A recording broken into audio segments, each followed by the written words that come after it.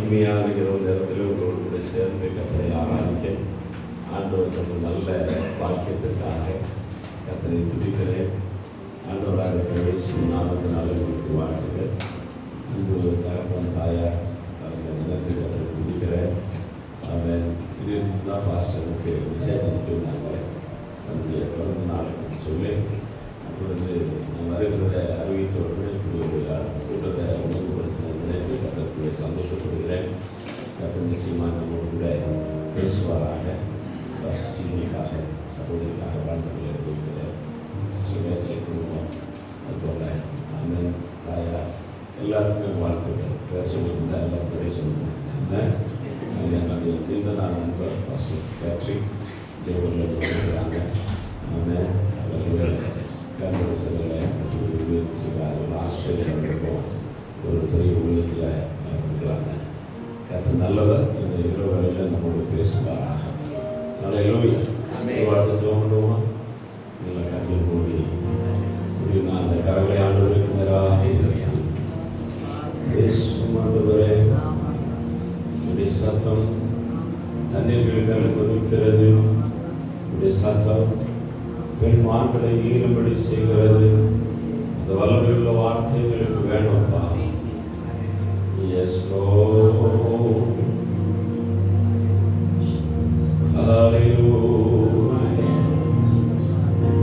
அழகான கண்கள் என்னை கண்டதாலே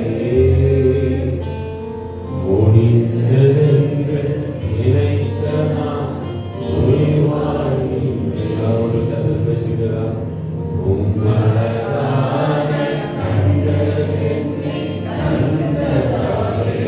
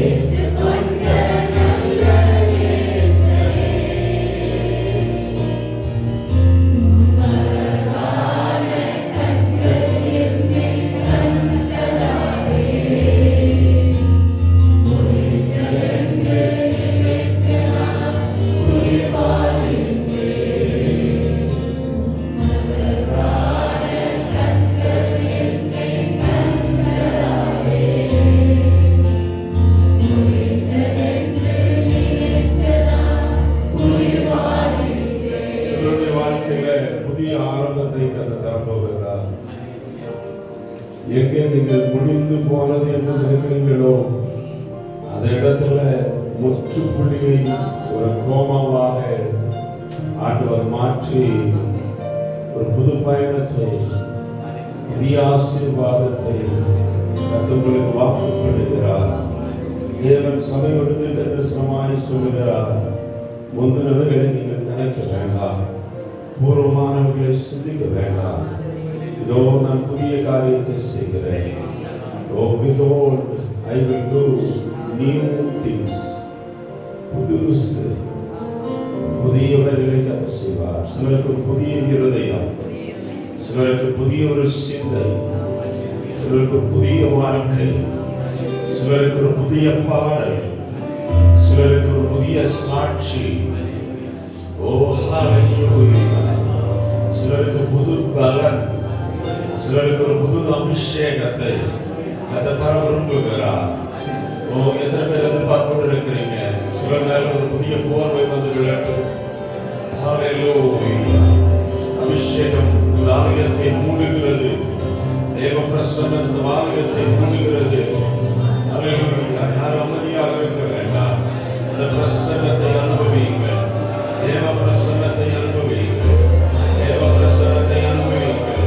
நீங்கள் இருக்கிற இடத்துல, உங்களுடைய சிந்தனைகளுக்குள்ளே, உங்களுடைய சரீரத்திற்குள்ளே, உங்களுடைய ஆவி ஆத்துமாவுக்குள்ளே தேவனுடைய அபிஷேகம் இறங்கி வருகிறது. அபிஷேகம் உங்களை வித்தியாசப்படுத்து. அபிஷேகம் உங்களை மறுபடுத்து. அபிஷேகம் முகங்களை உடைக்கும். அபிஷேகம் கட்டுகளை உடைக்கும். வெற்றிகளுங்கள்.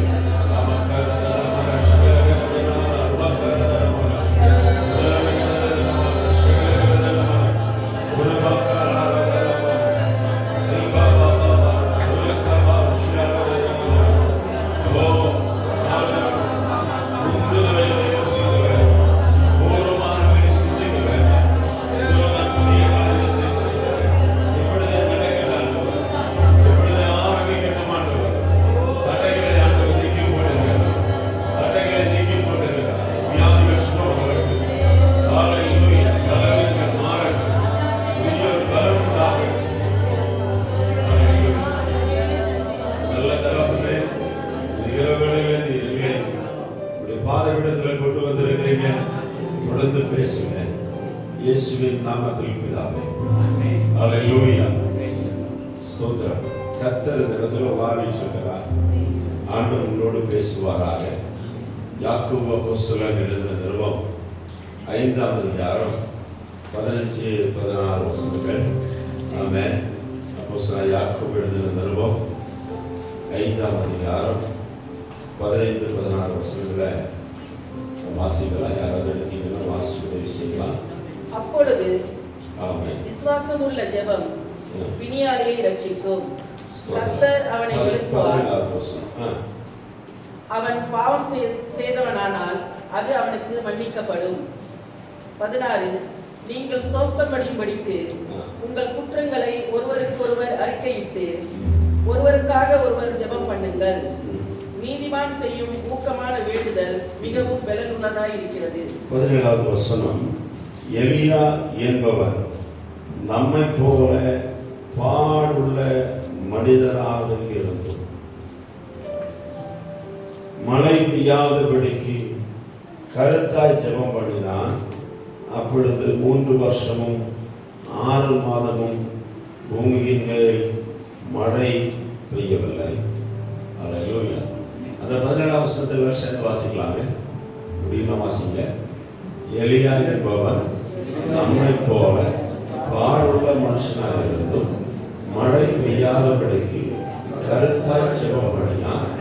அப்பொழுது 3 வருஷமும் 6 மாதமும் பூமியின் மேல் மழை பெய்யவில்லை. அல்லேலூயா. நம்ம சில வேளைகளில் நினைப்போம், நான் ஒன்றுக்கும் உதவாதவன், நான் சாதாரணமான மனுஷன், என்னால் ஒன்றுமே செய்ய முடியாது, என் ஜபத்தெல்லாம் ஆண்டவர்கள் கேட்க போகிறாரு, நான் ஜெபித்து என்ன நடக்க போகுது அப்படின்னு நினைப்போம். ஆனால் இங்கே வசனம் சொல்லுகிறது, எலியா நம்மை போல சாதாரண மனுஷன். சொல்லுங்க, நம்ம மாதிரி தான். அவரு அப்பா யாருன்னு தெரியாது, அம்மா யாருன்னு தெரியாது, அவருக்கு கூட பிறந்தவங்க யாருன்னு தெரியாது, அவரை குறித்து ரொம்ப டீட்டெயிலாக ஒன்றுமே இல்லை. அவருடைய பேக்ரவுண்ட் திடீர்னு ஆரம்பிக்குது. திஸ்பியனாகிய எலியா. யாரு?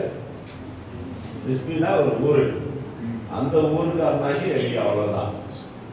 அவர் திடீர்னு வந்து அவருக்கு முன்னாலே யாரும் இப்படி ஜோம் பண்ணியிருக்கிறாங்களா தெரியாது. அவர் கையில் நம்ம கையில் இருக்கிற மாதிரி பைபிள் இருந்துச்சா? இல்லை. அவருக்கு இப்படி இந்தியாவிலிருந்து பாசம் வந்து பிரசங்கம் பண்ணாரா, இல்லை மலேசியா பாசம் பிரசங்கம் பண்ணாரா, பண்ணாரா, இனி ஆஸ்திரேலியா பாஸ்டர் ப்ரிசர்வ் பண்ணாரா தெரியாது, யாருமே பண்ணல. ஆனா அவருக்குள்ள தேவன் மேல் அசைக்க முடியாத நம்பிக்கை, விசுவாசம். அல்லேலூயா. இன்னைக்கு சிலர் சந்திக்க வந்தாங்க, அவங்கள்ட்டெல்லாம் கேட்டேன், உங்களுக்கு விசுவாசம் இருக்கா அப்படின்னு. என்ன இருக்கா? நமக்கு பேர் என்னது? விசுவாசி. நமக்கு பேரு விசுவாசி. ஆனா நமக்கு என்ன இல்லை? விசுவாசம் இல்லை. அவன் எங்க மாமனார் இருக்காரு சொல்லுவாங்க, மலையாளத்துல நெய்யப்போன்னு சொல்லுவாங்க. நெய்யப்போனா தமிழ்ல அது பணியாரம்னு சொல்லுவோம். ஆனா பணியாரம் எண்ணெயில தான் இப்போ சொல்லுவோம். ஆனா அன்னைக்கு என்னத்துல சுட்டாங்கன்னா நெய்யில சுட்டாங்க. அதனால அதுக்கு பேரு நெய் அப்பம். இப்போ நெய் கிடைக்கிறதுக்கு கஷ்டம், நெய் காஸ்ட்லி ஆயிடுச்சு. அதனால என்னத்துல சுட்டாங்க? எண்ணெயில சுட்டாங்க.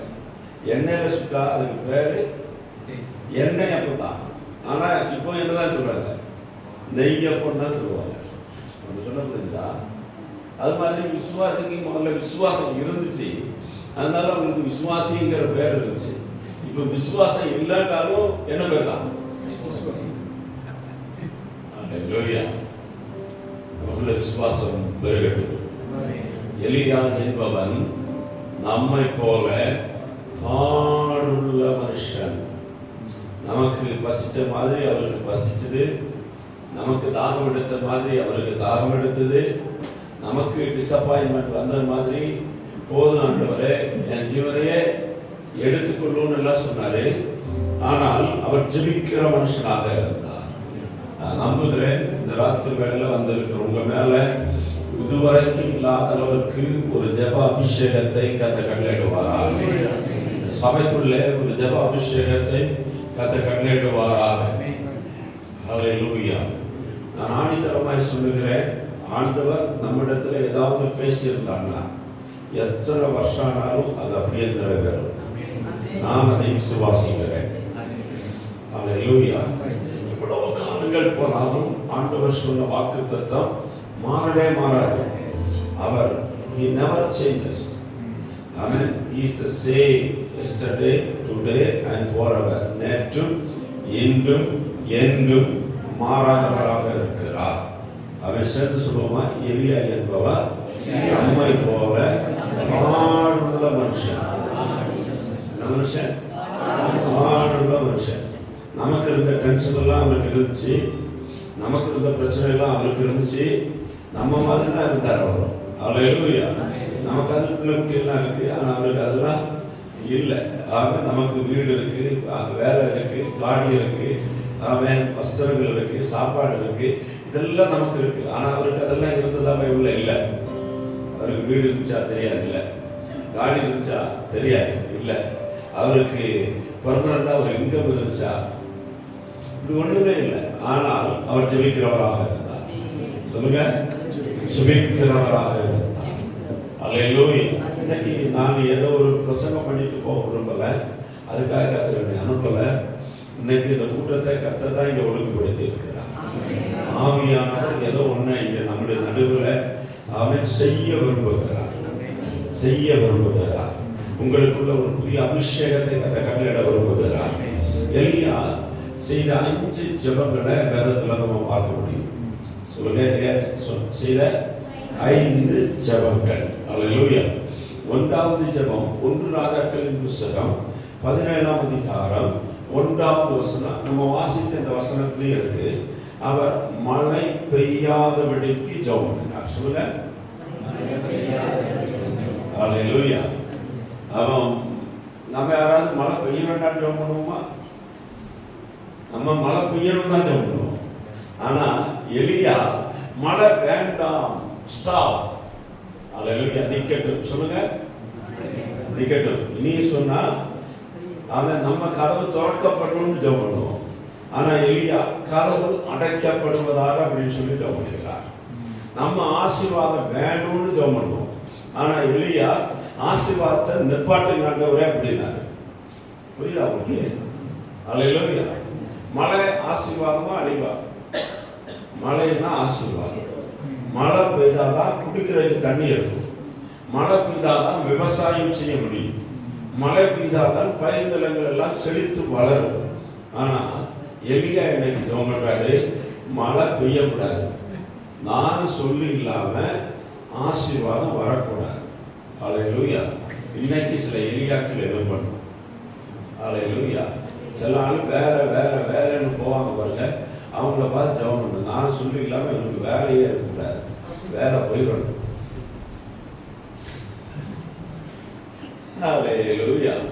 என்ன இந்த பாஸ்டர் வந்த உடனே இப்படி பேசுறான்னு நினைக்கிறீங்களா?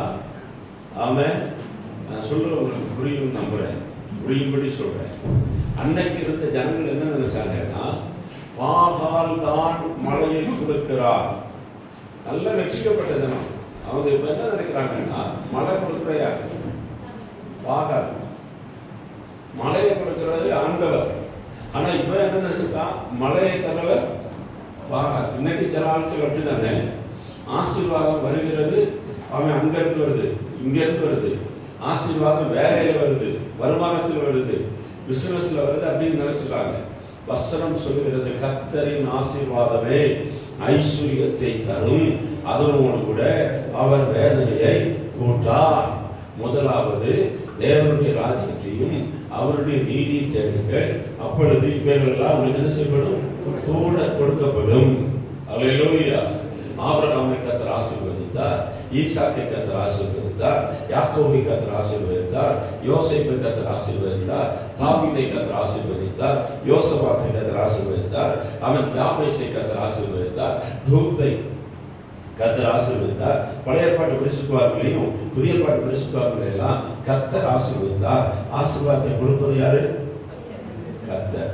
அப்போ ஜனங்கள் என்ன நினைச்சிட்டாங்கன்னா, ஆசீர்வாதம் கர்த்தரிடத்திலிருந்து வரல, பாகால் இடத்திலிருந்து வருதுன்னு நினைச்சு பாகாலுக்கு பின்னால போகும்போது எலியா வந்து ஆகாப் ராஜாவை பார்த்து சொல்றாரு, ஸ்டாப், ஆண்டவரே நான் சொல்லாம இனி என்ன சொல்றாரு, மழை பெய்யக்கூடாது, வானம் அடைக்கப்பட்டது, உங்க கையில ஒரு சாவியை எனக்கு அதை தருவாராக, உங்களுடைய ஜெபத்தின் மூலமாய் சில கதவுகளை அடைக்கணும். தேசத்துல அவன் தேவனை தேடாதபடி விக்கிரகங்களுக்கு பின்னால் ஓடுகிற ஜனங்கள் திரும்ப வரணும்னா சில கதவுகள் செய்யப்படணும், அடைக்கப்படணும். அல்லேலூயா. கர்த்தரை தேடணும்னா பாருங்க, ஜனங்களுக்கு எப்போ கர்த்தரை அதிகம் தேடுறாங்க, பிரச்சனை கூடுதல் வரும்போது தான் கர்த்தர் வருவாங்க. எல்லாம் ஆசீர்வாதமா நல்லா இருக்கும்போது கர்த்தரை தேடனே இல்லை, மனசே இல்லை. இந்தியாவில் நாங்கள் ஊழியம் செய்துட்டு இருக்கிறோம், பணக்காரன் யாரும் வரமாட்டாங்க பாருங்க. ஆசீர்வாதமாக இருக்கிறவங்க யாரும் என்ன செய்ய மாட்டாங்க, வரமாட்டாங்க. அவங்க என்ன சொல்லுவாங்க, எங்களுக்கு தான் எல்லாமே இருக்குது, பிறகு வரணும். ஆனால் ஒரு நாள் வரும், அவனுக்கு கேஷ் வரும், அவனுக்கு குடும்பத்தில் பிரச்சனை வரும், வியாதி வரும், எங்கெங்கே ஓடி பார்த்து முடியாமல் கடைசியில் எல்லாம் தொலைஞ்சிட்டு இப்போ வருவாங்க, இயேசுவே காப்பாற்றணும். நீங்கள் இங்கே உட்கார்ந்து இருக்கிற செலவு அப்படி வந்தவங்க தான், சரிதானா? அல்லேலூயா. எல்லாம் நல்லா இருக்கும்போது சர்ச் திறந்திருக்கு வாங்கன்னு சொன்ன வருவாங்களா? இயேசுவின் நாமத்தில் எலியாவை மாதிரி ஜெபிக்கிற சிலரை கர்த்தர் எழுப்புவாராக.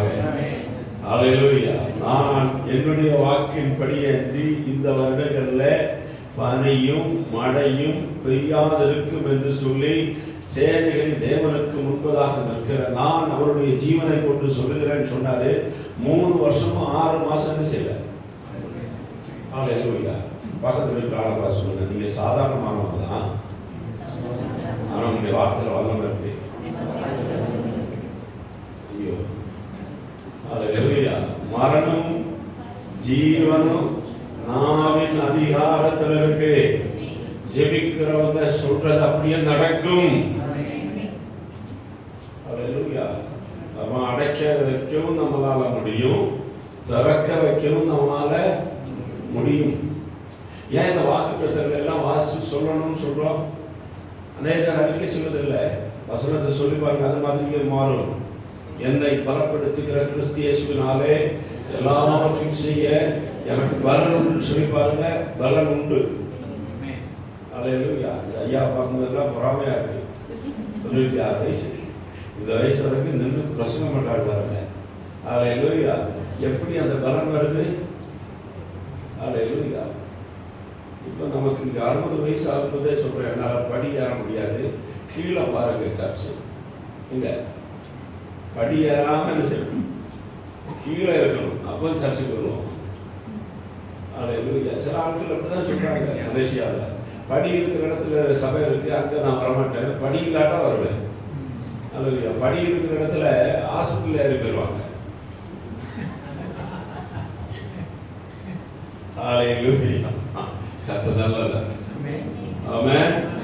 மான் கால்களை போல நம்முடைய கால்களை கத்த பலப்படுத்துகிறார்.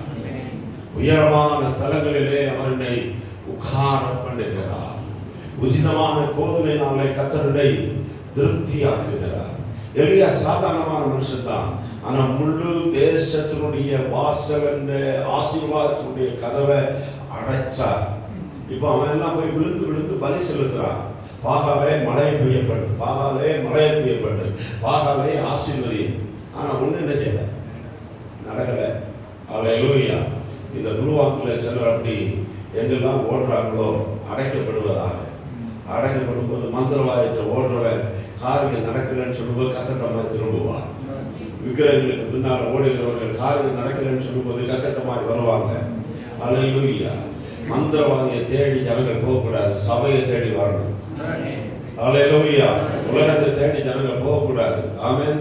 அங்கே கிளி ஜோசியம் பார்க்குறவனையும், கை ஜோசியம் பார்க்குறவனையும், இல்லை ஆமென் சகுனம் சொல்கிறவங்களையும், நல்ல காலம் கேட்குறவங்களையும் ஆஸ்பத்திரியை தேடி போகக்கூடாது, சபையை தேடி வரணும். கர்த்தருடைய வார்த்தைக்கு வெளிப்படுவதாக. அப்படிப்பட்ட ஒரு அபிஷேகத்தை கத்த கட்டளையிடுவாராக. சாமுவேலை குறித்து வசனம் சொல்லுகிறது, இங்கே ஒரு தேவ மனுஷன் இருக்கிறார், அவரிடத்துல போனால் நாம் போக வேண்டிய வழியை நமக்கு தெரியப்படுத்துவார், அவர் சொல்லுவது தப்பாமல் நடக்கும். அல்லேலூயா. நாம் சாதாரணமானவர்களாக இருக்கலாம், நம்முடைய நாவிலிருந்து வருகிற வார்த்தை அதிகாரம் உள்ளதாய் வரட்டும். நம்முடைய நாவை கத்தர் அபிஷேகப்படுத்துவாராக. இன்னைக்கு வந்திருக்கிற நாவுகளை அக்கினி தொடட்டும். பரிசுத்த ஆவியானவருடைய அக்கினி ஏசாயா அவனுடைய நாவை தொட்டது போல உங்களுடைய நாவுகளை இந்த ராத்திரி வேளையில தொடட்டும். உங்களுடைய நாவுகளிலிருந்து வருகிற வார்த்தை வல்லமையுடையதாக மாறும். அல்லேலூயா. திரும்ப திரும்ப சொல்லுங்க, ஆமென். உங்களுடைய வாயில தீப வார்த்தைகள் வரட்டும். கட்டிகளை கரைய பண்ணுவார். அவன் அமர்வுகளுக்குள்ள தேவ வல்லமை வெளிப்படும். அவன் அடைக்கப்பட்ட கற்பங்களை கத்த திறக்க பண்ணுவார். அல்லேலூயா. முட்டு வலிகள் சுகமாகும். அவன் நரம்பு மண்டலங்களை பாதித்திருக்கிற வியாதிகளை கத்த சுகப்படுத்துவார். அல்லேலூயா. எங்கெல்லாம் பிளாக்கேஜ் இருக்கிறதோ, ஆசீர்வாதத்துக்கு இருக்கிற தடைகளை கத்த உடைத்து எறிவார். மனுஷனால் கூடாதவர்கள் என் தேவனால கூடும். கர்த்தருக்கு முன்பதாக நிற்கிற நான் சொல்லி அல்லாமல் இந்த வருடங்கள்ல மழையும் பனியும் பெய்யாதிருக்குன்னு சொன்னார் பாருங்க. 3.5 வருஷம் பெய்யல. அல்லேலூயா. நம்ம அடைச்சதான், நம்ம திறந்தாதான் திறக்கும். அல்லேலூயா. எங்க ஒரு ஊழியக்காரர் வந்தாரு. ஆமென். வேற ஆசாரி உபதேசி, என்ன உபதேசி? ஆசாரி தச்சு வேலை செஞ்சு சொல்றாரு. பயங்கரமான ஒரு ஹிந்து. அவர் ரட்சிக்கப்பட்டு பக்தி வைராக்கியமாக கத்தருக்காக ஊழியம் செய்ய ஆரம்பிச்சாரு. ஒரு தடவை அவன் பெரிய கன்வென்ஷன் வச்சு நடத்திட்டு இருக்கும்போது பக்கத்தில் கோயில் திருவிழாவுக்கு அந்த யானை அது மதம் விலங்குன்னா சொல்லுவாங்க, மதம் பிடிச்சி செப்பதானே. சரி, மதம் பிடிச்சி அது அப்படியே இந்த கூட்டத்துக்குள்ள வந்துச்சு. கன்வென்ஷன் நடக்கிற இடத்துல அவர் இங்கேருந்து கூப்பிட்டு சொன்னார், ஆனை முட்டு குத்து அப்படின்னாரு. யானை என்ன செய்யும்? முட்டு முழங்கால் போட முடியும். அந்த யானை முழங்கால் போட்டுச்சு. கூட்டம் முடிகிற வரைக்கும் அவன் ஆசை இல்லை. 3 மணி நேரம் பிரசங்கம் பண்ணி முடிச்சுட்டு அவர் போய் சொன்னார், யானை எழுப்பி உன் வீட்டுக்கு போகணும். அது கூட தான் போச்சு. அதிகாரம் இருக்கா சொல்லுங்க. அல்லேலூயா. ஆமென். நான் சின்னதாக இருக்கும்போது ஒரு பாஸ் வருவார். வண்டமேடு சாப்பிட்டு அப்படிவாங்க. தலைகள் இருப்பார். சில டவுனில் போயாச்சுன்னா என்னை விட ஹைட்டாக நாங்கள், என்னோட ஒரு 6 இன்ச் கூட 1 அடி கூட அதிகமாக இருப்பார். பெரிய ஆள். அவர் போய் என்ன செய்வார்னா தலையில் வச்சுட்டு காலை வைத்து நின்றுவார். ஏதோ இந்த மனுஷன் சர்க்கஸ் காட்ட வந்திருக்கான் அப்படின்னு சொல்லி ஆட்கள் கூட்டி வருவாங்க. ஆள் கூடனோட எழுப்பி சுவிசேஷத்தை உனக்காக இயேசு சிலுவையில் அறையப்பட்டார். ஆனந்தம் சொல்லி ஆட்கள் ரட்சிக்கப்படுவாங்க. அவர் அப்படிதான் ஒரு தடவை காட்டு வழியாக வர்றார். இன்னைக்கு ரோடு வசதியில் வர்றாரு. காட்டில் போகும்போது காட்டு யானை கூட்டமாக வர்றது துரத்திட்டு அல்லேலூயா அப்படின்னாரு. அவ்வளோதான், அந்த யானை செல்வச்சு நம்ம வாயில் அதிகாரம் இருக்கு, நம்முடைய நாவல் அபிஷேகம் இருக்கு. வியாதியை பார்த்து கட்டளை எடுங்க, மரணத்தை பார்த்து கட்டளை எடுங்க, தோல்வியை பார்த்து கட்டளை எடுங்க, ஆமை பிசாசை பார்த்து கட்டளை எடுங்க. இவ்வளவுதான் உன்னுடைய எல்லை, இனி வரக்கூடாது. ஆமே மலையை பார்த்து சொல்லுங்க, பெயர்ந்து சமுத்திரத்தில் தள்ளுண்டு போ என்று சொன்னால் அப்படியே ஆகும். எலியா நம்மை போல பாடுள்ள மனுஷன், நான் ஜெபிக்கிறவன். அந்த ஜெபிக்கிறவன் சொல்லுகிறான், அல்லேலூயா, என்னுடைய வாக்கின் படியே அன்றி மழையும் பனியும் இஸ்ரவேல் செய்யாது, பெய்யாதுன்னு சொல்லிட்டார்கள். அவ்வளோதான். 3 வருஷம் மழையும் இல்லை, மஞ்சள் இல்லை, ஒன்றும் இல்லை. நம்ம சொல்லிட்டு போய் பார்ப்போம், மழை பெஞ்சிருப்போம்.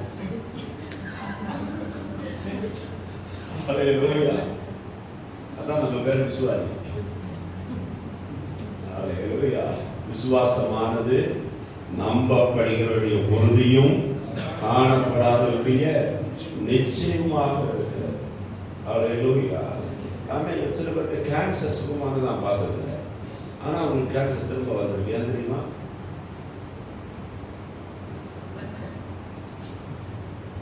ஜெயிச்ச பாஸ்புடைய விசுவாசத்தினால கேன்சர் என்ன ஆயிடுச்சு? சுகமாயிடுச்சு. சுகமானவங்க சரி சந்தோஷமா இருக்க வேண்டியதானே. அவங்க இந்த மற்ற ஆட்கள்கிட்ட பேசுவாங்க பாருங்க, பேசும்போது அவங்க சொல்லுவாங்க, இப்படி தான் அவங்களுக்கு கேன்சர் வந்துருந்துச்சு, 1 வருஷம் தாண்டி அதை திரும்ப செஞ்சு. ஹலோ, கேட்குது அவங்களுக்கு? அவன் இனி சில கதை கட்டுவாங்க, 10 வருஷத்துக்கு பிறகு வந்துருக்குங்க, 15 வருஷத்துக்கு பிறகு என்ன இருக்கு, அதே இடத்துல கேன்சர் வந்துருக்கு. உடனே இவங்க எங்க அந்த கேன்சர் வந்து தொட்டு பார்ப்பாங்க. ஏற்கனவே சுமக்க டாக்டர் என்ன செய்வாங்க, தொட்டு பார்ப்பாங்க. ஒரு சின்ன வலி வந்த உடனே அவங்களுக்கு தோணும் கேன்சர் வந்து. மரணமும் ஜீவனும் நாவின் அதிகாரத்தில் இருக்கு. சொல்லணும், என்ன சொல்லணும், என்ன விட்டு போன வியாதி திரும்ப எங்களுக்குள்ள வர முடியாது. ஏன்னா என்னுடைய வீட்டையும் எனக்குண்டான எல்லாவற்றையும் சுற்றிலும் ஆண்டவர் வேலி கட்டியிருக்கிறார். அவருடைய அனுமதி இல்லாமல் ஒரு வல்லமையும் இதற்குள்ள முடியாது, வர முடியாது. சொல்லியிருக்கிறார். கர்த்தர் பேசுகிறாரா? ராத்திரி வேலை கர்த்தருடைய சுற்றி வேலை அடைத்திருக்கிறது உடைய கண்கள் பார்க்கட்டும். இந்த குடும்பத்தை சுற்றி வேலை அடைத்திருக்கிறத பார்க்கட்டும். இனியொரு ஆளுடைய வாழ்க்கையில் வருகிற நெகட்டிவான காரியம், இனியொரு ஆளுடைய வாழ்க்கையில் வந்த தோல்வியான காரியங்கள் உங்கள் மனசில் வச்சு நீங்கள் பாதிக்கப்பட்டிருக்க கூடாது. சில ஆண்களை பாருங்க, அவங்க பேசினா எப்போதும் மரணத்தின் செய்தி தான் பேசுவாங்க. அங்கே ஊரில் இவர் செத்து போனார் பாஸ்டர், 45 வயசில் அவர் கட்டாக்கத்தில் செத்து போனாங்க பாஸ்டர், அவங்க 12 வயசில் குழந்தை செத்து போச்சு பாஸ்டர். இவங்களுக்கு இந்த சாவை தவிர வேற எதுவும் பேசுறதுக்கு வாயிலும் செய்வாங்க. சில ஆட்கள் நெகட்டிவே பேசிட்டு இருப்பாங்க. அவங்க கூட நீங்கள் சேர்ந்துட்டீங்கன்னா உங்களை அறியாமலே உங்களுக்கு என்ன ஆயிடும் சொல்லுங்க. அல்லேலூயா. காதை அடைக்கணும். அல்லேலூயா. பஞ்சு வச்சு அடைச்சா போதாது.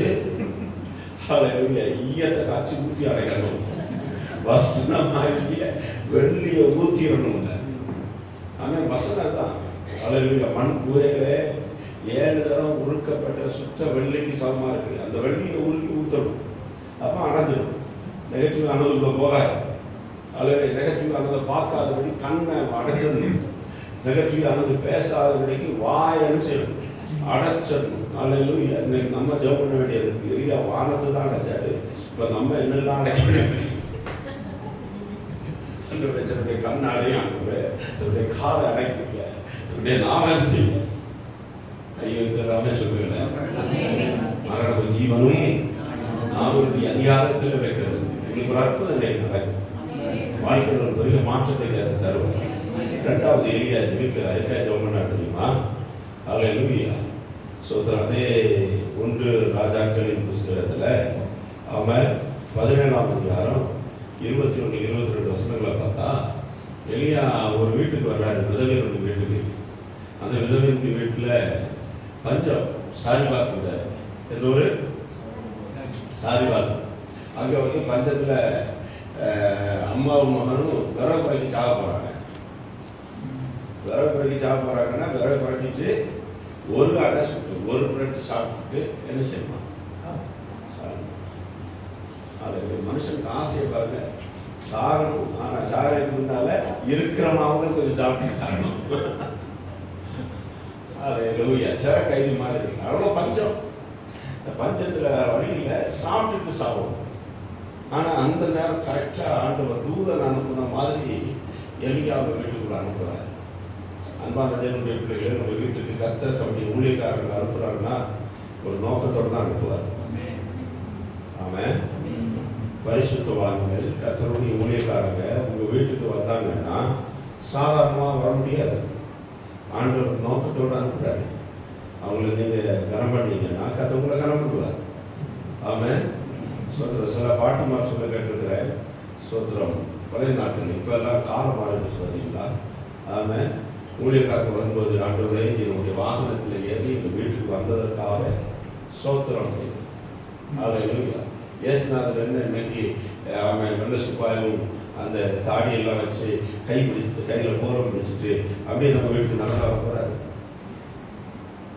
சொல்லுங்க, எப்படி வருவாரு? இயேசு சொன்னார், எலியாவின் நாட்களில் நிறைய விதவைகள் இருந்தார்கள்.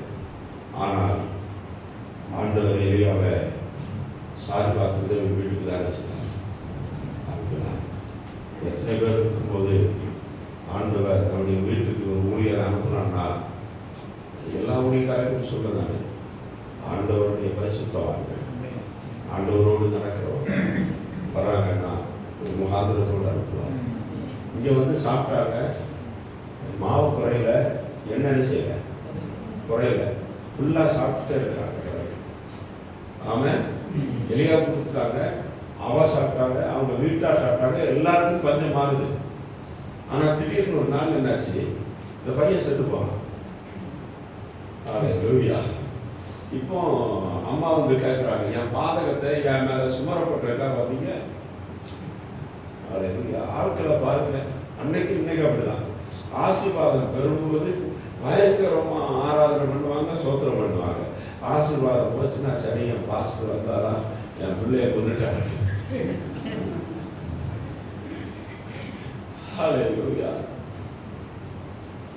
ஒரே மாறி எப்போ வேணாலும் மாறி. காரணம் அதுக்கு எலும்பு இல்லையா? துதித்தலும் சபித்தலும் ஒரே நாளில் இருந்து செய்யறது புறப்படு. நான் உங்களை யாரையும் பேசல, அவருக்கு சொல்றேன். அந்த விதவை ஆனா உங்களுக்கு தான் பேசிட்டு இருக்கிறேன். அந்த விதவை போயிட்டாங்க. ஒரு ஆமே சொல்லுங்க, மாத்தி மாத்தி பேசக்கூடாது. ஆமென். அல்லேலூயா. அன்றியும் அவருடைய தீர்மானத்தின்படி அழைக்கப்பட்டவர்களாய் தேவனிடத்தில் அன்பு கூறுகிறவர்களுக்கு சகலமும் நன்மைக்கு எதுவாக நடக்கிறது. வசனம் தான் உங்களை அஸ்திபாரம். வசனம் தான் நம்மை விடுதலையாக்கும். அல்லேலூயா. சொல்லுங்க, அன்றியும் அவருடைய தீர்மானத்தின்படி அழைக்கப்பட்டவர்களாய் தேவனிடத்தில் அன்பு கூறுகிறவர்களுக்கு சகலமும் நன்மைக்கு எதுவாக நடக்கிறது. நேற்றைக்கு அப்பத்தையும் தண்ணீரையும் ஆசீர்வாதம் தந்ததும் நன்மைக்கு தான். இன்னைக்கு மகன் செத்ததும் மரணமும் நன்மைக்கு தான், ஜீவனும் நன்மைக்கு தான். ஆனா எலியா பாருங்க, விட்டு கொடுக்கல. செத்துட்டு போட்டோம், அடக்காரதை நடத்துவோம் அப்படின்னு நடத்தல. நான் அதை குறித்து யோசிச்சேன், இந்த மனுஷனுக்குள்ள எப்படி இவ்வளவு ஒரு விசுவாசம் இருந்துச்சு? புரியுதா உங்களுக்கு? இன்னைக்கு நமக்கு பைபிள்ல தெரியுது, எலியா செத்தவரை உயிரோடு எழுப்பியிருக்கிறார், எலிசா செத்தவரை உயிரோடு எழுப்பியிருக்கிறார், இயேசு செத்தவங்களை உயிரோடு எழுப்பியிருக்கிறாங்க, பேதுரு செத்தாவை உயிரோடு எழுப்பினாரு, பவுல் செத்தவங்களை உயிரோடு எழுப்பினாரு. என் பரிசுத்தவான்கள் ஸ்மித் விக்கில்ஸ் வந்து இப்படிப்பட்டவங்கெல்லாம் செத்தவங்களை உயிரோடு எழுப்பியிருக்கிறாங்க. அதனால எனக்கு என்ன செய்யும்? எழுப்ப முடியும். ஆனால் எலியா காலம் வரைக்கும் ஒருவர் கூட செத்து போன யாரும் என்ன செய்யல. புரியுதா? அவன் எழுதியா. ஆனால் அந்த மனுஷனுக்குள்ள ஜெபிக்கிற ஒரு மனுஷனுக்குள்ள, ஆண்டவரோடு நடக்கிற, ஆண்டவரோடு உறவாடி கொண்டிருக்கிற ஒரு மனுஷனுக்குள்ள தன்னை அறியாமலே ஒரு தூண்டுதல் உண்டாகும். என் தேவன் சகலத்தையும் செய்ய வல்லவர்.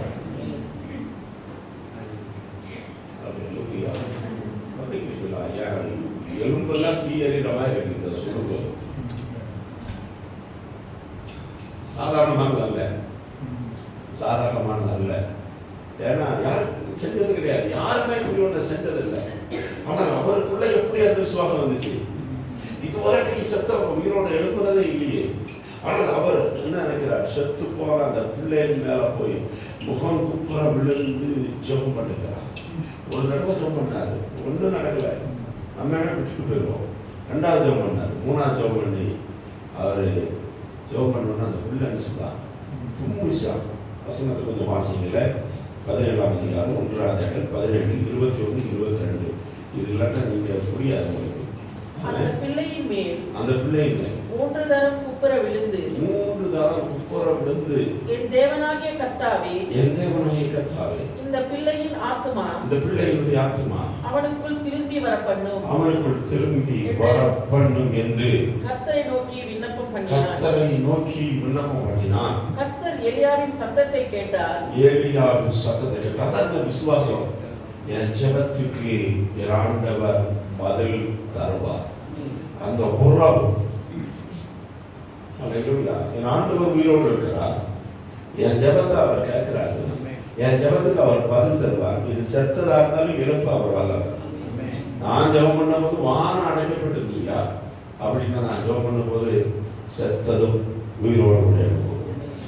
என்ன கேட்கிற தேவ பிள்ளையே, உடைய வாழ்க்கையில் எவ்வளவு அற்புதத்தான விஷயம் செஞ்சிருக்கிறேன். சின்னதோ பெருசோ அற்புதம் செஞ்சிருக்கிறான்னு சொல்றவங்க மட்டும் கை வைத்து காட்டுகிறேன். நான் அற்புதத்தை பார்த்திருக்கிறேன். ஆண்டவர் செய்த அற்புதத்தை நான் ருசிச்சிருக்கிறேன். அப்படின்னா நமக்கு அடுத்து செய்வார்கள் நம்பிக்கை வரணுமா வரக்கூடாது? தேவை அவர் சந்திச்சிருக்கிறார். என் மகனை கட்டிடத்துக்கு விடுதலை ஆக்கி இருக்கிறார். இன்னமும் அவர் தப்பிப்பார். என்னுடைய வாழ்க்கைகள் எல்லாம் நெகட்டிவா தான் நடக்குது. ஆனால் அவர் சொல்றார், 6 இக்கட்டுகளுக்கு என்னை நீங்களாக்கி காத்தார், இந்த 7ஆவதிலும் என்னை காப்பார். சாத்ராக், மேஷாக், ஆபேத்நேகோ சொன்னாங்க, எங்கள் தெய்வம் எங்களை தப்புவிக்க வல்லவராக இருக்கிறார். அவர் தப்புவியாமல் போனாலும் நிறுத்தின இந்த பொருசுலையை நாங்கள் வணங்குவது இல்லை. எலியாவின் இருந்த விசுவாசத்தை தருவாராக. செத்து போன அவைகள் உயிரோடு எழுப்பும். செத்து போன நபர்களை கதை மறுபடியும் எழுப்புவார். எதெல்லாம் அவருடைய வாழ்க்கையில செத்து போனதோ அதை உயிர்ப்பிக்கிற ஜெபம் தான் நம்முடைய ஜெபம். எலியா ஜெபம் பண்ணார், செத்தது உயிரோடு கூட எழுந்தது, உலர்ந்த எலும்புகள் உயிரடையும். ஆமென், ஹல்லேலூயா. அவன் இது நடக்கும் சொல்வதில்லை, நடப்பதற்கு சாத்தியமே இல்லாதது நடக்கும் என்று சொல்வதுதான் தீர்க்கதரிசனம். கையை தட்டிக்கலாம்.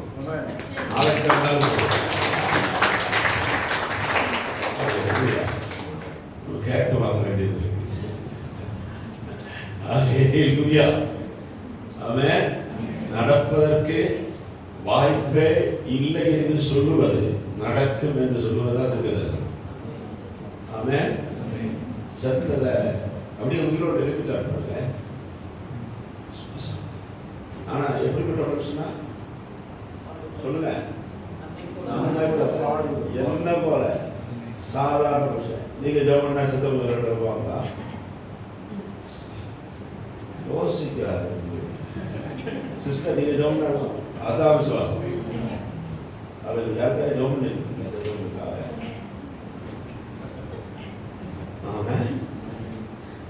விசுவாசம் இருக்கு, ஆனா நான் நினைச்ச மாட்டேன். ஹல்லேலூயா.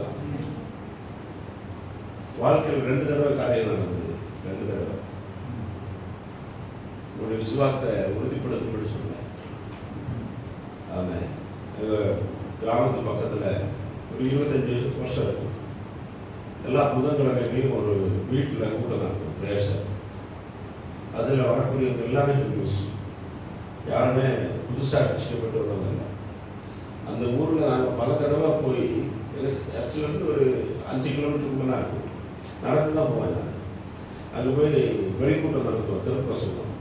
எல்லா கதவும் அடைச்சிடுவாங்க, யாரும் கதவே திறக்க மாட்டாங்க. எஸ்டேட் லைன்ஸ், ஏன்னா கதவு திறந்தா இந்த சத்தம் உள்ள கேட்கும்.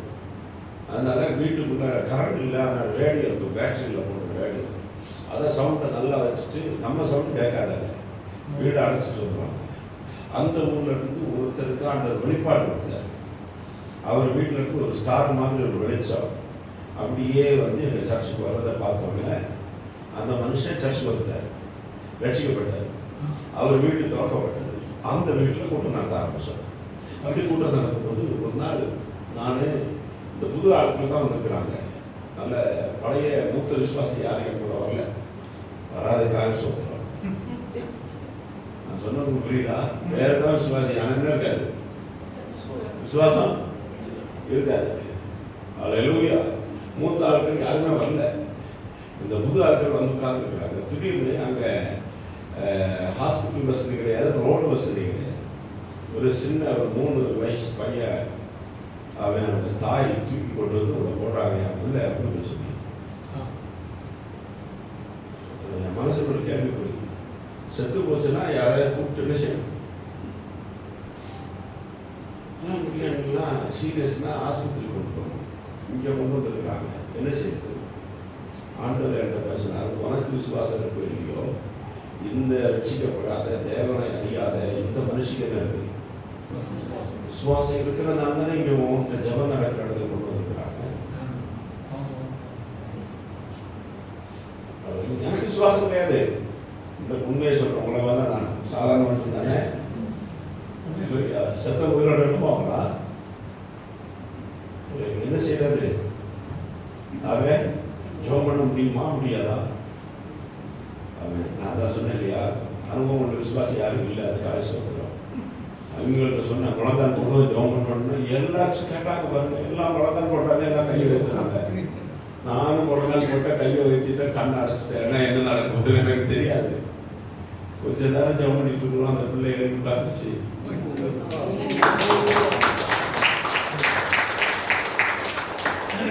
உங்களுக்கு கொஞ்சம் போறாங்க போடுதான், நல்லா கை தட்ட மாட்டீங்களா? விசுவாசம் இருந்தா வெற்றி நம்பிக்கை இருக்கிறார். தேவனுடைய மரித்தோர் உயிரோடு கூட எழுப்புவார், ஆவிக்குரிய வாழ்க்கையில செத்து உயிரோடு கூட எழுப்புவார். எலியா என்பவன் நம்மை போல ஆடுள்ள மனுஷன்தான். நீங்க ஜெபம் பண்ண அற்புதம் நடக்கும், நீங்க ஜெபம் பண்ணா கர்த்தர் கிரியை செய்வார். ஜெபம் பண்ண அடைக்கப்பட வேண்டியவர்களை கர்த்தர் அடைப்பார். ஜெபம் பண்ணா செத்த வேலை என்ன செய்யும்? உயிரோடு கூட எழும்பும். 3 எலியா அவன் 1 ராஜாக்கள் 18ஆம் அதிகாரத்துக்கு வரும்போது சவால் விடுகிறார். அவன் பாகால் தீர்க்கதரிசியில பார்த்து, பாகால்னா மலையினுடைய தெய்வம், பாகால்னா மலையின் தெய்வம், பாகால்னா பள்ளத்தாக்கு தெய்வம், பாகால்னா தீனுடைய தெய்வம். அவன் அப்போ மழைக்கு ஒரு ஆப்போசிட்டார், மழை பெய்யலை. பாகால்னால இப்போ மழை பெய்ய முடியலை. இப்போ சொன்னார், உங்கள் தெய்வம் தீனுடைய தெய்வம் இல்லையா, அப்போ வானத்திலிருந்து என்ன செய்யணும்? அக்கினி இறக்கட்டும். அல்லேலூயா. அவங்களுக்கு சான்ஸ் கொடுத்துட்டாங்க, காலையிலிருந்து சாயங்காலம் கூப்பிட்டாங்க. ஒன்று என்ன செய்வேன்? தீ இறக்கணுமா? தீனால் கர்த்தர் பதில் தரணுமா? சொல்ல புரியுதா? ஆமென். சபையில் அக்கினி இறங்கணும். ஆண்டவர் சொன்னார், பூமியிலே அக்கினியை போட வந்தே இப்பொழுது பற்றி எறிய வேண்டும் என்று விரும்புகிறேன்.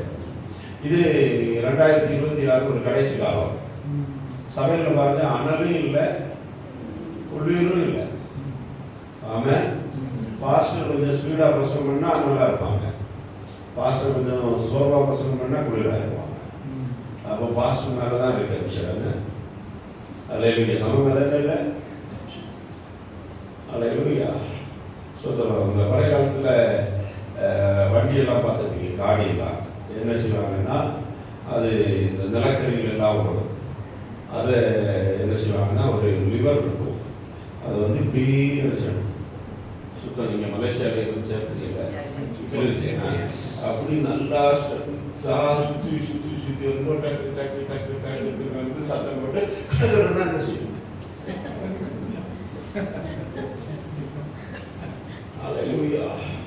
எழுப்புதல் கூட்டம், முனிகிறவ கூட்டம், இந்தியா பசங்க யாரு, லண்டன் பசங்க யாரு, அமெரிக்கா பசங்க யாருலாம் வந்து சுற்றி அப்படி விட்டா கொஞ்ச நாள் என்ன செய்யும், ஓடி பிறகு திடீர்னு என்ன செய்யும், எங்கேயா வழியில் இருந்து பிறகு திரும்ப என்ன செய்யும், பக்கத்தில் இருக்கிற ஆளை பாருங்க, சூடாக இருக்கிறீங்களா குளிராக இருக்கிறீங்களா, ஆவியில் அனலாகணும். கடைசி காலம் ரட்சிக்கப்பட்டதால் இருந்ததை விட இந்த அபிஷேகம் அதிகரித்து போட்டிருக்கணும். ஏன் அனல் இல்லாமல் போயிடுச்சு, வீட்டுக்குள்ள வருமானம் இல்லை, புருஷனுக்கு மனைவிக்கு சண்டை, பெற்றோருக்கு பிள்ளைக்கு சண்டை, சபைக்குள்ள வந்தாலும் வருமானம் இல்லை, விசுவாசிகளும் பார்த்தா பேச மாட்டாங்க, ஒரே சபைக்கு தான் வருவாங்க, ஆனால் கை கொடுக்க மாட்டாங்க, சோத்திரம் பண்ண மாட்டாங்க, அன்பு குறைந்து போய்விட்டது, பலிபீடங்கள் இடிந்து கிடக்கிறது. அக்கினி இறங்குவதற்கு எலியா பக்கத்தில் வந்தார், எல்லா ஜனங்களையும் கூப்பிட்டாரு, என் கிட்ட வாங்க, இடிந்த பலிபீடத்தை செப்பட்டுங்க சொல்லுங்க, இருதயத்தில் சொல்லுங்க, என் வாழ்க்கையில் இடிந்ததை செப்பனிட உதவி செய்யணும், என் குடும்பத்தில் இடிந்து கிடக்கிறதை மறுபடியும் ஒன்று செப்பனிட உதவி செய்யணும். மலேசியாவில் ஒரு அக்கினி இறங்கட்டும், ஜோகர்பாவில் ஒரு அக்கினி இறங்கட்டும், இந்த குடும்பத்தில் ஒரு அக்கினி இறங்கட்டும். அந்த அக்கினி இந்த ஏஜி சபையிலிருந்து ஆரம்பிக்கட்டும், அந்த அக்கினி என்னுடைய வீட்டுக்குள்ள இருந்து ஆரம்பிக்கட்டும், அந்த அக்கினி எனக்குள்ள இருந்து ஆரம்பிக்கட்டும். எலியா நம்மை போல பாடுள்ள மனுஷனாக இருந்தும் அவன் ஜெபம் பண்ணினார், இடிந்து போன பலிபீடத்தை செப்பனிட்டு. அவன் டூப்ளிகேட் அக்கினி எல்லாம் வேண்டாம் சொல்ல புரியுதா? இன்னைக்கு வசிப்புன்னு சொல்லி அப்படியே புகை போட்டு காட்டுறாங்க. ஒரு மகிமை வேணும் அப்படின்னு பாடும்போது இங்கே என்ன செய்யணும், கலர்ஃபுல்லாக லைட் எல்லாம் போட்டு அப்படி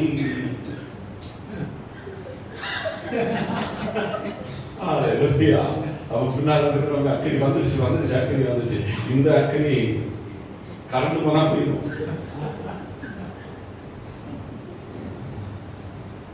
உங்களுக்கு நல்லா புரியுது என்ன செய்ய ஆண்டவர் பேச நல்லவர். ஆமென். தனித்து தேவ பிரசன்னத்தில் இருக்கும்போது அந்த மகிமை நம்மை தொட்டால், உண்மையா அக்கினி வந்தால் உணர்வுள்ள இருதயம் உண்டாகும். பாவத்தை குறித்து, நீதியை குறித்து, நியாயத்தை குறித்து ஆண்டவர் உணர்த்துவார். மனம் கசந்து நான் ஒரு பாவி ஆண்டவரை, என் பாவத்தை எனக்கு உணர்த்துவதில்லை நன்றின்னு சொல்லி மனசு மனோபமாகும். சொல்லுங்க, கேரக்டர் மாற்றம் உண்டாகும், சுபாவத்துக்கு மாற்றம் உண்டாகும், அன்புல மாற்றம் உண்டாகும், ஐக்கியத்துல மாற்றம் உண்டாகும். எல்லாமே வெறும் கைதட்டலோட முடியாது. அந்த ஒரு அக்கினி எனக்கு கத்தது மேல போடுவாராக. எலியா ஜெபம் பண்ணார், வானத்திலிருந்து அக்கினி இறங்கி பலியை பட்சித்தது.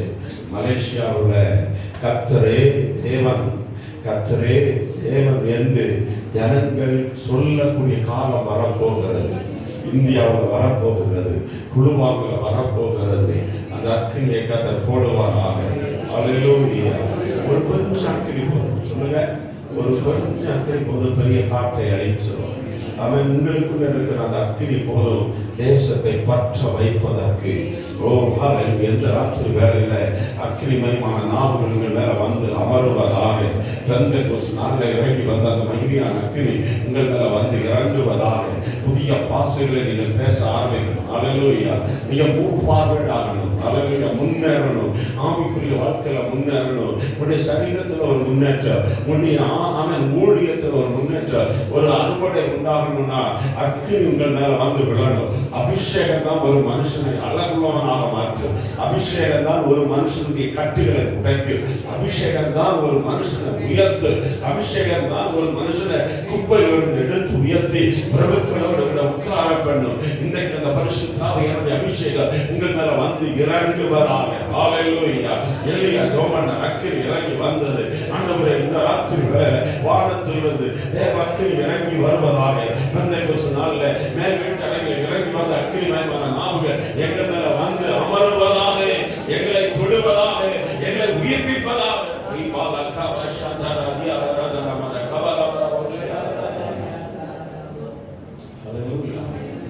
ஆமென். 5 ஜெபம். 1வது ஜெபம் சொல்லுங்க, சிலதை அடக்க பண்ணுது. இரண்டாவது ஜெபம் செத்தவனை உயிர்ப்பித்தது. மூன்றாவது ஜெபம் வானத்திலிருந்து அக்கினியை கொண்டு வந்தது. நாலாவது ஜெபம் அடைச்ச வானத்தை திறக்கணுமே, அதுக்கு என்ன செய்தார்? அவன் கர்மேல் பர்வதத்தில் ஏறி தன்னுடைய முகம் முழங்காலில் பட குனிந்து எத்தனை தடவை ஜெபம் பண்ணாரா? 7 தடவை. சொல்லுங்க, இடைவிடாம ஜெபம் பண்ணுங்க, சோர்ந்து போகாம ஜெபம் பண்ணுங்க, திரும்ப திரும்ப ஜெபம் பண்ணுங்க. அவன் 7 தடவையும் கையளவு மேகத்தை பார்க்கலன்னா 8ஆவது தடவை ஜெபம் பண்ணிருப்பார். 8 தடவை பார்க்கலன்னா 9ஆவது தடவை செய்வார், ஜெபம் பண்ணிருப்பார். பக்கத்தில் இருக்கிற ஆளை தட்டி சொல்லுங்க, பதில் கிடைக்கிற வரைக்கும் ஜெபம். அதான் விசுவாசம். என் ஆண்டவர் எனக்காக செய்வார், அவர் செய்வார், அவர் செய்வார். அல்லேலூயா. ஒரு வார்த்தையில வானம் அடைச்சாரு, ஆனா ஒரு வார்த்தையில மழையை செய்ய முடியல, பெய்ய வைக்க முடியல. அதான் சாதாரண விஷயம். சொல்லுங்க, தேவனா ஒரு வார்த்தை சொன்னா போதும், கடவுளா ஒரு வார்த்தை சொன்னா போதும். கடவுளுக்கு முன்பாக நிற்கிறாங்க, ஒரே வார்த்தையில வானத்தை அடைச்சிட்டாரு. ஒரே ஆள் தான், ஆனா ஒரே மாதிரி கத்த வீசுகிற அல்ல. மழை பெய்யாமல் இருக்கிறதுக்கு ஒரே வார்த்தையில் அடைச்சிட்டாரு. மழை பெய்வதற்கு திரும்ப திரும்ப திரும்ப திரும்ப ஜெபிக்க ஆரம்பிக்கிறதா? பிள்ளைங்க திரும்ப திரும்ப தோணுங்க. ஜெபம் உங்களை மாற்றும். ஜெபம் சபைக்குள்ள வளர்ச்சி கொண்டு வரும். ஜெபம் குடும்பத்தை மாற்றும். ஜெபம் சரித்திரத்தை மாற்றும். ஜெபிக்கிறவர்கள் எழும்பட்டும். சபைக்கு முதுகெலும்பு யாரும் கேட்ட ஜெபிக்கிறவர்கள் யார்? ஹல்லேலூயா. நான் காலங்களில் எழுந்து ஜெபிக்கிறோம். ஒரு ஜெப அபிஷேகத்தை கதை முன்னால் போட விரும்புகிறாங்க. ஹல்லேலூயா. புதுதாக நிறைய பேர் வந்திருக்காங்க. ஆனால் சபையில் இருக்கிற மக்கள் மேலே ஆவியில உணர்கிற தீர்க்க தரிசனமாக சொல்றாரு, உங்க மேல ஒரு ஜெப அபிஷேகத்தை போடுறோம். இந்த ஆலயம் பெருமையாக கிடக்கூடாது. அவன் வாரத்தில் 7 நாள் சும்மா அடைச்சு போட்டு 7ஆவது நாள் ஞாயிற்றுக்கிழமை வந்து ஆகான்னு பாடுறதுக்கு இடம் இல்லை. 7 நாள் இந்த இடத்துல ஜெபம் நடக்கிறது. வீடுகளில் அக்கினி எரிந்து கொண்டே இருக்கணும். அவன் ஹல்லேலூயா. சாமுவேல் தீர்க்கதரிசிட்ட சொன்னாரு, ஆலயம் பெருமையா இருக்கக்கூடாதப்பா, ஆலயத்தில் விளக்கு என்ன செய்யக்கூடாது, அணைந்து போகக்கூடாது. ஆசிரியர் கூடாரத்துல 3 தடவை எண்ணெய் மாத்திட்டே இருப்பாங்க ஒரு நாள்ல. அப்படியே விளக்கு என்ன செய்து கொண்டே இருக்கும், எரிந்துட்டே இருக்கும். ஹல்லேலூயா. அவன் அந்த வாழ்க்கையில நடக்கும்போது ஜெபம் பண்ணிட்டு இருக்கணும், காடியை ஓட்டும் போது ஜெபம் பண்ணிட்டு இருக்கணும், வேலை செய்துட்டு இருக்கும் போது ஜெபம் பண்ணி கொண்டே இருக்கணும். ஹல்லேலூயா. படுத்து கிடக்கும் போது கூட அந்நிய பாஷை பேசி ஜெபம் பண்ணி கொண்டு இருக்கணும். ஹல்லேலூயா. ஓ ஹல்லேலூயா. நாளைக்கு ராத்திரி கையில அவன் ஹல்லேலூயா ஒரு 2 மணி இருக்கும். நாங்க முயற்சி முடித்து போய் சாப்பிட போனா எவ்வளவு ஜன கூட்டங்கள். அவன் நாங்க பாரத்தோடு ஜெபம் பண்ண என்னன்னா, ஆமென் ஆண்டவரே, இந்த இடத்துல ஊழியக்காரங்க நடந்து வரும்போது பிசாசுகள் அலறி கொண்டு போகட்டும். ஆமென். அந்த வல்லமைகள் அழிக்கப்படட்டும். எப்ப ஜெபம் அதிகரிக்கிறதோ, நீங்க ஒரு டீ கடையில போய் அவன் சாப்பிட உட்கார்ந்து இருக்கிற இடத்துல பிசாசு அலறி கொண்டு போகும். ஹல்லேலூயா. அந்த வல்லமைகள் நீங்கும். ஆமென். நான் கேட்டிருக்கிறேன், ஹல்லேலூயா, மலேசியால சில இடங்களில் பிசாசு நான் கட்டுண்டவங்க இருந்த போது இந்தியாவில் இருந்து சில ஊழியக்காரங்க கிளம்பும் போது இங்க பிசாசு சொல்லுமா, அவன் கிளம்பிட்டான், நான் போறேன். கத்துக்கீங்களா? அவன் ஐயா ஜீவானந்த காலத்துல எல்லாம் நடந்திருக்கு. ஏன் நம்ம காலத்தில் நடக்காதா? நம்ம கதை போடுவாரா? அபிஷேகத்தை கதை போடுவாராக. அபிஷேகம் இறங்கட்டும். இடைவிடாம ஜெபம் பண்ணுங்கள், சோர்ந்து போகாம ஜெபம் பண்ணுங்கள். சோர்ந்து போகாமல் எளியா ஜெபம் பண்ணாரு. வேலைக்காரன் போய் பார்த்து சொல்றான், அவன் சமுத்திரத்திலிருந்து ஒரு உள்ள கையளவு மேகம் எழும்பி வருகிறது. அவன் எளியா சொன்னார், அவன் கையளவு மேகம் எழும்பி இருக்கிறது, ஒரு பெரும் மழை பெய்ய போகிறது. நான் ஆவியில தீர்க்க தரிசனமாய் உரைக்கிறேன். இன்னைக்கு இந்த கூட்ட இந்த இடத்துல ஒழுங்குபடுத்தப்பட்டதனுடைய பின்னால தேவனுக்கு ஒரு பெரிய திட்டம் உண்டு. ஒரு கையளவு மேகம் எழும்பி இருக்கிறது. அது இந்த சபைக்குள்ள ஒரு பெரும் மழையை கொண்டு வரும்.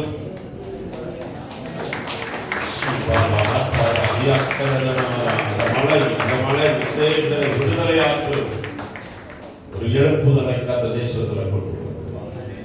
ஹல்லேலூயா.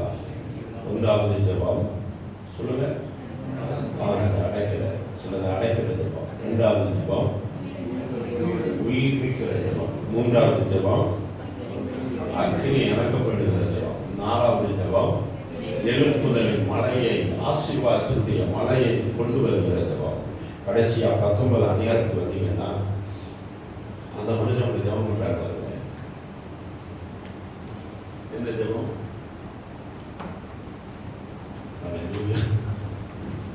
இவ்வளவு ஜெபம் பண்ண மனுஷன் இப்போ கடைசியில் ஒரு ஜெபம் பண்றாரு. போதும் ஆண்டவரே, என் பிதாக்களை பார்க்கணும், நல்ல நல்ல என் உயிரை எடுத்துக்கிட்டு இல்லது ஒரு தடவையாக அப்படி ஜெபம் பண்ண ஒரு ஆளாக இங்க இருப்பீங்க. ஒரு தடவையா எல்லா வருஷத்திலும் நாங்கள் அப்படிதான் ஜெபம் பண்ணுறோம். சில நடந்து போகும்போது பாடிப்போம், என் பிறந்தாய் மகனே நீ என் பிறந்தாயோ.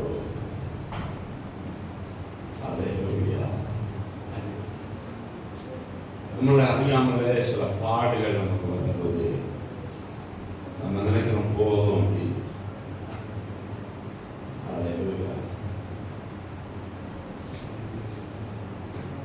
3 வாரத்துக்கு முன்பதாக மும்பையிலிருந்து ஒரு ஊழியக்காரருக்கு ஃபோன் பண்ணார். பாஸ்டர், நான் 21 நாள் உபவாசத்துக்கு ஜெபம் பண்ண போறேன். என்னமோ ஆண்டவர் எனக்கு உங்களை காண்பித்தார்.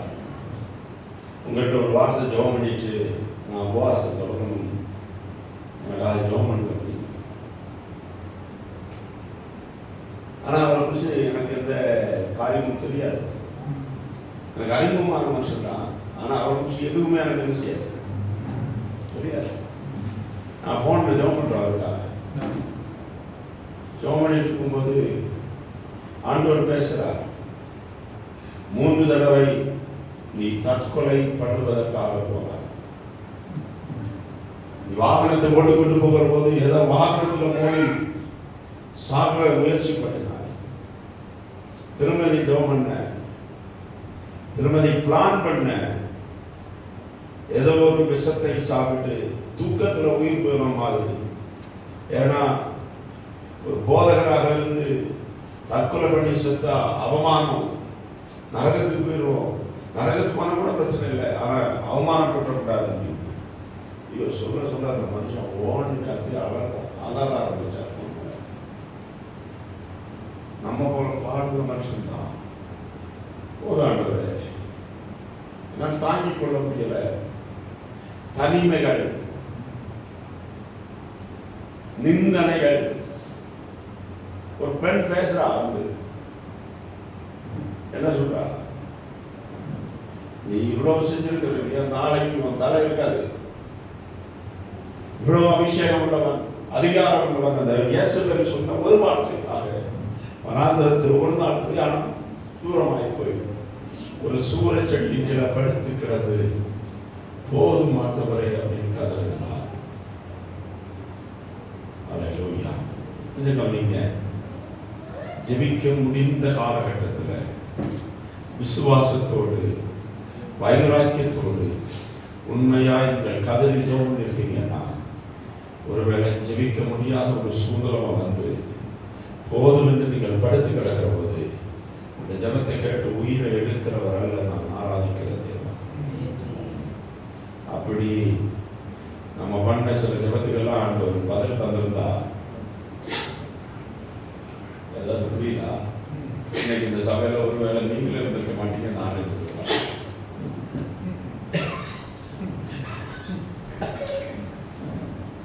புரியுதா உங்களுக்கு? அந்த ஒரு உயிரோடு வச்சார், அந்த ஒரு உயிரை காப்பாற்றினார். காப்பாற்றிட்டு அப்படிப்பட்ட ஒரு மனுஷனுக்கு இப்போ ஆண்டவர் தன்னுடைய தூதனை அனுப்பினார். காலையில் ஒரு ஊழியக்கார சந்தி நான் ஜெபம் பண்ணோம். அப்பொழுது ஆண்டவர் சொன்னார், தேவ மனுஷனை உங்களுக்காக ஆண்டவர் எலியாவும் மாதிரி காகத்தை அனுப்பினார். அப்பவும் இறைச்சி கொண்டு வந்தது மோன் நடந்தார் அந்த வருஷம். அடுத்து சொன்னார், பாஸ்டர் என் மனைவிக்கு சரியான ஞாபகம் இல்லைப்போ, வயசாயிடுச்சு, கேஸ் சிலிண்டர் ஆன் பண்ணால் ஆஃப் பண்ண மாட்டேங்கிறாங்க, சமைக்கிறது வச்சா அவங்களால முடியலை. ஆனால் நீங்கள் ஜெபம் பண்ண மாதிரி ஒரு 5-6 மாதமாக நாங்கள் சமைக்கிறதே இல்லை, வேலைக்கு காகம் வந்து கொண்டே இருக்கிறது. கொண்டு வந்து என்ன கொடுக்குறது? சாப்பாடு கொடுக்குறது. உங்க மலேசியாவில் இன்னைக்கு காசு என்ன செய்யுது? அல்லேலூயா. ஆனா அந்த காகம் பேண்ட் ஷர்ட் எல்லாம் போட்டுருக்கு, அந்த காகம் அந்த சுடிதார் எல்லாம் போட்டுருக்கு. ஒரு மாசத்துல அவன் தெலுங்கானாவுக்கு போனோம். ஊழியர் கூட்டத்தில் பேசும்போது ஆண்டவர் சொன்னார், உங்களை நான் தூதர்களாக அனுப்பியிருக்கிறேன். ஏன்னா இந்த ஊர்ல சூரச்செடிக்குள்ள படுத்திருக்கிற சில ஊழியக்காரர்கள் உண்டு, அவர்களுக்கு அப்பத்தையும் தண்ணீரையும் கொடுக்கும்படி உங்களை அனுப்பியிருக்கிறேன் அப்படின்னா போதும். ஜெபிக்கிற சிலருக்கு தூதனை அனுப்புகிறார். இன்னைக்கு ராத்திரி என்னுடைய ஸ்கெடியூல் அல்ல இருந்தீங்க, ஆனால் கர்த்தர் ஸ்கெடியூல் பண்ணி அப்பத்தையும் தண்ணீரையும் கொண்டு வந்து கொடுக்கப்படுறார் பாருங்க. ஜெபிக்கிறவர்களுக்காக கர்த்தர் சிலதை ஆயத்தப்படுத்துகிறார். சொன்னாரு, நீ 3 காரியத்தை செய்யணும். அவன் உன்னுடைய ஸ்தானத்துல ஒரு எலிசாவை அபிஷேகம் பண்ணணும். அவன் இஸ்ரவேலின் மேல யெகூவை ராஜாவாக அபிஷேகம் பண்ணணும். அந்த யெகூ உனக்கு எதிரே சவால் விட்ட இயேசுவின் வல்லமையை நிர்மூலமாக்குவார். இந்த ராத்திரி சிலரை அபிஷேகம் பண்ண போகிறார். சில யெகூக்களை எழுப்ப போகிறார். சில எலிசாக்களை கத்தர் எழுப்ப போகிறார். சில ஆசிரியர்களை கத்தர் எழுப்ப போகிறார்.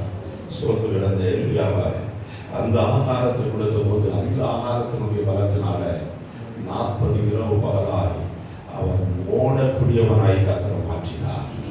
1வது ஜெபம் ஆமென் அடைக்கிற ஜெபம், 2வது ஜெபம் உயிர்ப்பிக்கிற ஜெபம், 3வது ஜெபம் அக்னி இறக்கப்படுகிற ஜெபம், 4வது ஜெபம் ஆசீர்வாத மழையை கொண்டு வருகிற ஜெபம், 5வது ஜெபம் அபிஷேகம் உள்ளவர்களை எழுப்புகிற ஜெபம். சொல்லுங்க, அபிஷேகம் உள்ள ஒரு கூட்டத்தை எழுப்புகிற ஜெபம்.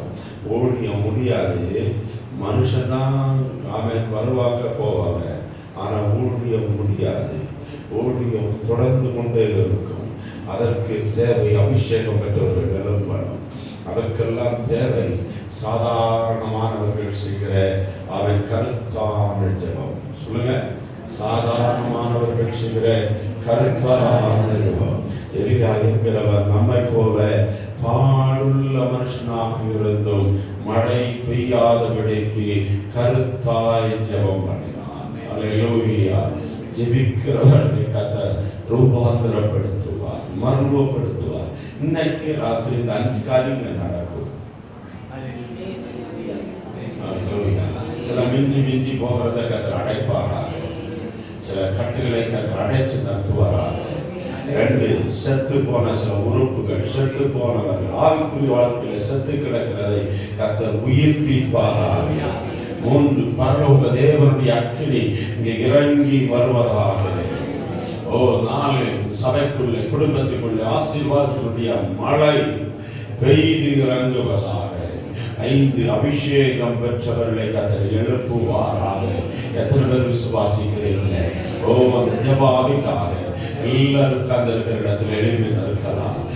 கைகளை ஆண்டவருக்கு நேராக உயர்த்தி ஒரு நிமிடம் ஜெபிக்க ஆரம்பிக்கலாம். பரலோக தேவனுடைய மகிமை உங்களை நிரப்புவதாக. அல்லேலூயா. ஆவியானவர்களை தொடுவாராக, ஆண்டவர்களை தொடுவாராக. அல்லேலூயா.